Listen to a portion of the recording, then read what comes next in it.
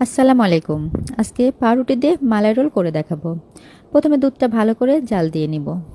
একটি পাত্রে জাল দেওয়া হয়ে গেলে একটা কাপের মধ্যে 2 চামচ কাস্টার্ড পাউডার গুলিয়ে দুধে দিয়ে দিব। সঙ্গে এলাচ, দারচিনি, লবণ, স্বাদমতো চিনি দিয়ে ভালো করে নেড়ে নিব। দুধটা একটু ঘন হয়ে আসলে কিছুটা বাটিতে তুলে রাখবো। আর পাতিলের দুধটা খুব ভালো করে ঘন করে জাল দিয়ে নিব। অন্যদিকে পাউরুটির শক্ত অংশগুলো আমি কেটে বেলনা দিয়ে ভালো করে বেলে নিব। রুটিগুলো সব যখন বেলা হয়ে যাবে তখন খিসার পুরটা রোল করে রুটির মধ্যে দিয়ে গোল গোল করে বানিয়ে নিব। সবগুলো বানানো হয়ে গেলে উপরে পুরটা ঢেলে দিব। বাকি দুধটা রেখেছিলাম সেটা দিয়ে তার উপরে কিছু বাদাম দিয়ে দিব। তৈরি হয়ে গেল পাউরুটির মালাই রোল। দেখতে যেমন সুন্দর, খেতেও কিন্তু দারুণ। ধন্যবাদ সবাইকে।